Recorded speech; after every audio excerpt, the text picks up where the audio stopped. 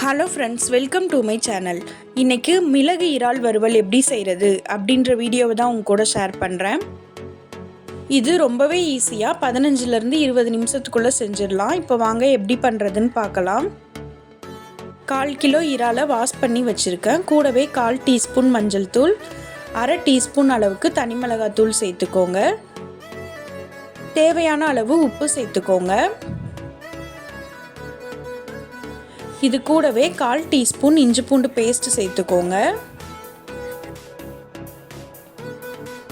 எல்லாத்தையும் சேர்த்துட்டு இந்த மாதிரி நல்லா மிக்ஸ் பண்ணி விடுங்க.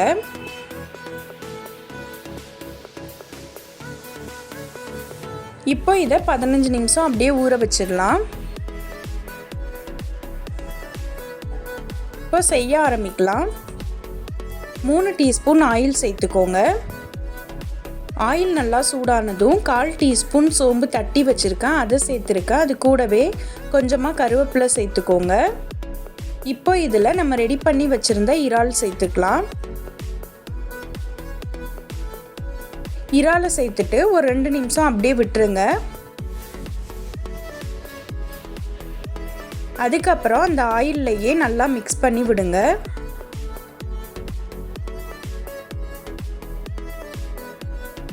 இந்த மாதிரி ஆயில்லையே 2 நிமிஷம் நல்லா அதை வேக விடலாம்.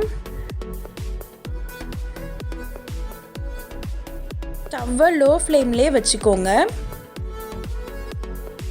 இப்போ இதில் மூடி போட்டுடலாம். மூடி போட்டு 2 நிமிஷம் வேக விடுங்க. அதுக்கப்புறம் ஓப்பன் பண்ணி பாருங்கள். இந்த மாதிரி தண்ணி பிரிஞ்சு வரும். எக்ஸ்ட்ரா நம்ம தண்ணிலாம் சேர்க்க வேணாம். இந்த தண்ணியிலையே இறால் வேகட்டும். மிக்ஸ் பண்ணிவிட்டு திரும்ப மூடி போட்டு 2 நிமிஷம் வேக விடலாம். 2 நிமிஷத்துக்கு அப்புறம் பாருங்கள், தண்ணிலாம் வற்றிடுச்சு, ஆயில் மட்டும் பிரிஞ்சு வந்திருக்குது. இப்போ இதை நல்லா இந்த மாதிரி மிக்ஸ் பண்ணி விடுங்க. இப்போ இதில் ஒரு சின்ன சைஸ் தக்காளி எடுத்து இந்த மாதிரி பிழிஞ்சு விட்டுருங்க.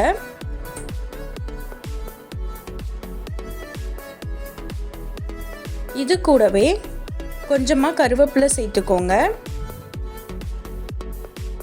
இப்போ இந்த மாதிரி நடுவில் அந்த தக்காளி கருவேப்பிலையை வச்சுட்டு மேலே இறாலை எடுத்து மூடி வச்சிடலாம். இப்போ திரும்ப இதை 2 நிமிஷம் மூடி போட்டு வேக விடலாம். இந்த தக்காளியிலையே நல்லா வெந்திருக்கும். தக்காளி சேர்க்குறனால டேஸ்ட்டும் ரொம்ப சூப்பராக இருக்கும். இப்போ இதை நல்லா 2 நிமிஷம் மிக்ஸ் பண்ணி விட்டுட்டே இருங்க. இது கூட 1/4 டீஸ்பூன் மிளகு சேர்த்துக்கோங்க. இப்போ இதை நல்லா மிக்ஸ் பண்ணிவிட்டு 1 நிமிஷம் மட்டும் இதை வேக விடுங்க.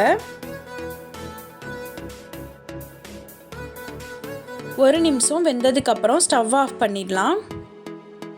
நீங்களும் வீட்டில் இதே மாதிரி செஞ்சு பாருங்கள். செஞ்சு பார்த்துட்டு டேஸ்ட் எப்படி இருந்ததுன்னு கமெண்ட்ஸில் சொல்லுங்கள். நான் போடுற வீடியோஸ் பிடிச்சிருந்தா லைக் பண்ணுங்கள், ஷேர் பண்ணுங்கள், கமெண்ட் பண்ணுங்கள். தேங்க்யூ.